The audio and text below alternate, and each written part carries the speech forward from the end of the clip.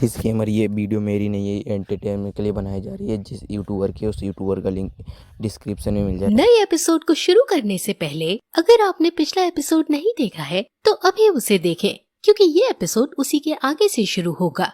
Link description में है। पिछले एपिसोड में हमने देखा कि वैम्पायर्स ने बीस्ट क्लैन पर हमला कर दिया है और वहीं हमें पता चलता है कि एल्डर बीस्ट ने अपने ही बीस्ट क्लैन को ओआरसी का लीडर बनने के लिए वैम्पायर्स के साथ मिलकर धोखा दे दिया है। असल में एल्डर बीस्ट ने बीस्ट क्लैन की सालों तक सेवा की थी, लेकिन फिर भी जब राजा बनने की बारी आई तब राजा बनने के लिए टाइगर हुलिन के पिता को चुना गया, जिसका उसके मन में बहुत गुस्सा था, जिसका बदला लेने के लिए एल्डर बीस्ट ने वैम्पायर्स के साथ मिलकर अपने ही बीस्ट क्लैन के साथ विश्वासघात किया। फेंग वैम्पायर से लड़ने की पूरी कोशिश कर रहा था, लेकिन वैम्पायर्स के पास भी बहुत ज्यादा हैं, जिसके कारण से फेंग उन्हें नहीं हरा पाया। इसलिए अभी के लिए फेंग ने वैम्पायर्स और एल्डर बीस्ट को एक शील्ड में कैद करके राजा को बचाने चला गया, लेकिन ये शील्ड वैम्पायर्स को ज्यादा देर तक नहीं रोक सकती।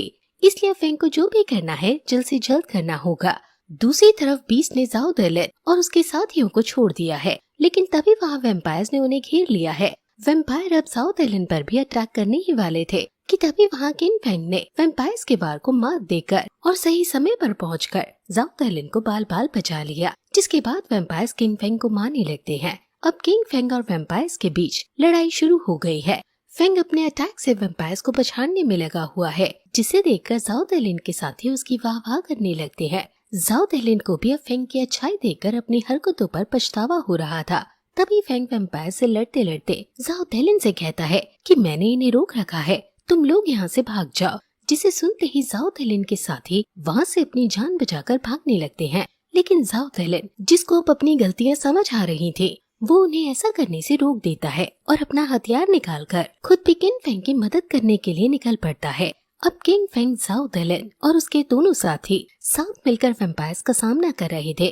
तभी किंग फेंग अपनी इटर्नल फ्लेम का यूज करके वहाँ एक बड़ा सा धमाका करता है, जिससे कि एक ही बार में वहाँ खड़े सभी वैम्पायर्स जमीन पर गिरकर ध्वस्त हो जाते हैं। लेकिन फिर दोबारा आसमान से उड़कर कुछ और वैम्पायर्स भी इनकी तरफ बढ़ने लगते हैं, जिसे देखकर जाओ देलन उनसे लड़ने के लिए चलने लगता है, लेकिन किंग फेंग उसे रोक देता है और कहता है कि इनसे लड़कर कोई फायदा नहीं, ये एंडलेस है। अभी सबसे ज्यादा जरूरी है कि हम गुफा में जाकर राजा को बचाने की प्रोसेस शुरू करें। जिसे कहते ही किंग फेंग वहाँ से जाने लगता है, लेकिन जाओ देलन उसे रोकता है और बड़ी ही शर्मिंदगी से सर झुकाकर फेंग के आगे अपनी गलतियाँ मानने लगता है। जाओ देलन बताता है कि वो यिंगेरे को पाने के लिए किंग फेंग के खिलाफ जा रहा था और साथ ही उससे पूछता है कि फिर भी तुमने मेरी जान क्यों बचाई। जिस पर फेंग कहता है कि तुम यिंगेरे का परिवार हो, अगर तुम मर गए तो यिंगेरे बहुत उदास हो जाएगी। जिसके तुरंत बाद फेंग वहाँ से निकल जाता है।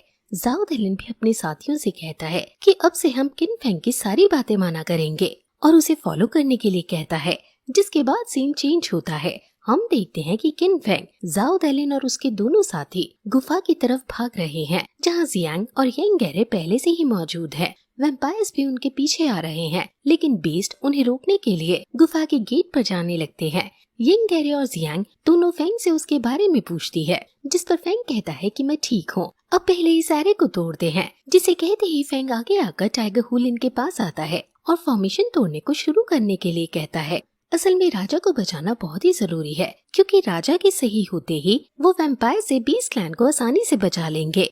फेंग कहता है कि क्योंकि ये फॉर्मेशन बहुत ज्यादा कॉम्प्लेक्स है, इसे तोड़ने के लिए फेंग को बहुत फोकस की जरूरत है, इसलिए 15 मिनट के लिए उसे बिल्कुल भी डिस्टर्ब न किया जाए। जिसके बाद फेंग अपना भाला निकालता है।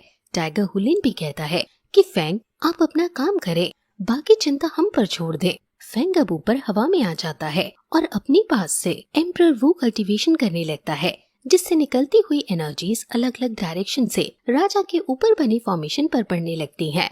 किंग फेंग को फॉर्मेशन तोड़ते वक्त ये महसूस होता है कि ये वैम्पायर क्लैन की फॉर्मेशन बिल्कुल जाओ हुआ ही की ब्लड ईटिंग एरे जैसी है। जिसके बाद फेंग को ये कंफर्म हो जाता है कि वैम्पायर क्लैन और जाओ एक दूसरे से अलग नहीं है। अब दोबारा सीन चेंज होता है और हमें बीस्ट क्लैन के बाहर की जगह दिखाई जाती है, जिसमें एक नोकीली से नाखूनों वाले हाथ, जो कि असल में वैम्पायर के लीडर के हैं, वो अपनी पावर का यूज करके फेंग की बनाई हुई फॉर्मेशन, जिसमें वैम्पायर्स और एल्डर बीस्ट, जिसने बीस्ट को धोखा दिया, वो कैद थे, उसे तोड़ते हैं। एक बड़ा सा धमाका हमें देखने को मिलता है। अब वैम्पायर्स पूरी तरह से फ्री हो गए हैं और गुफा की तरफ बढ़ने लगते हैं, जिसके बाद हमें वापस से गुफा का सीन दिखाया जाता है जहाँ फेंग अपनी सोल पास से फॉर्मेशन को तोड़ने में लगा हुआ है।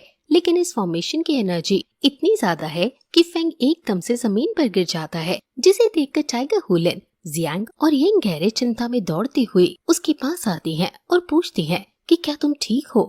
फेंग पूछता है कि इस फॉर्मेशन में रिच मार्शल एम्परर को मिक्स कर दे तो मैं एम्परर वो कल्टीवेशन से आगे बढ़ पाऊंगा। लेकिन तभी हम देखते हैं कि वैम्पायर्स गुफा में अंदर आ चुके हैं, जिसके बाद टाइगर हुलिन तुरंत ही अपने सैनिकों के साथ वैम्पायर्स को रोकने के लिए आगे बढ़ने लगते हैं। वैम्पायर्स और बीस्ट में लड़ाई होने लगती है।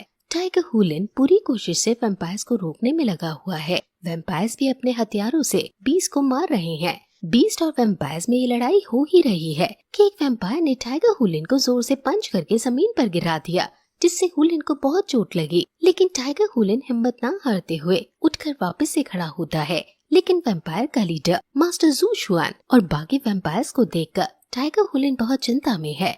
टाइगर हुलिन पीछे चलने लगता है और मुड़कर फेंग से पूछता है कि और कितना समय लगेगा लीडर को ठीक होने में, जिस पर लीडर खुद कहता है कि तुम सब यहाँ से भाग जाओ, अब समय आ गया है कि तुम परंपरा को फॉलो ना करके जान बचाओ। लेकिन फेंग कहता है कि मुझे थोड़ा और समय चाहिए। टाइगर हुलिन भी फिर वापस से वैम्पायर से लड़ने का आदेश दे देता है। मास्टर जू शुआन के साथ खड़ा एल्डर बीस्ट मास्टर से कहता है कि फेंग लीडर को ठीक करने में लगा हुआ है, हमें उसको ऐसा करने से रोकना होगा। जिस पर मास्टर अपने वैम्पायर्स को फेंग को मारने का आदेश देते हैं। टाइगर हुलिन भी अपने बीस्ट को किन की रक्षा करने के लिए कह देता है।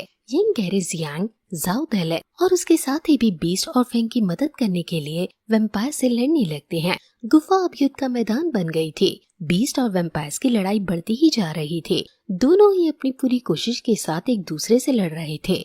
बीस्ट वैम्पायर्स को मार गिरा रहे थे और वैम्पायर्स बीस्ट को मार रहे थे। टाइगर हुलिन और बाकी सब भी अपनी अपनी तरफ से पूरी कोशिश कर रहे थे। वहीं दूसरी तरफ फेंग अपनी कल्टीवेशन में लगा हुआ है।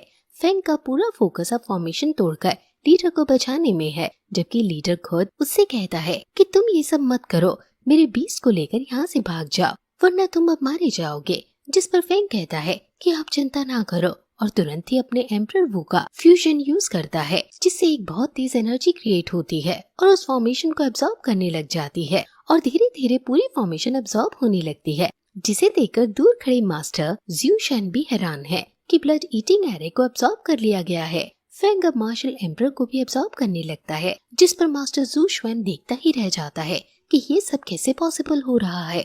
दूसरी तरफ नीचे अभी भी बीस्ट और वैम्पायर्स की लड़ाई अभी भी चालू है और इसी के साथ आज का ये एपिसोड यहीं खत्म हो जाता है। अगला एपिसोड जल्द ही हमारे चैनल पर आएगा।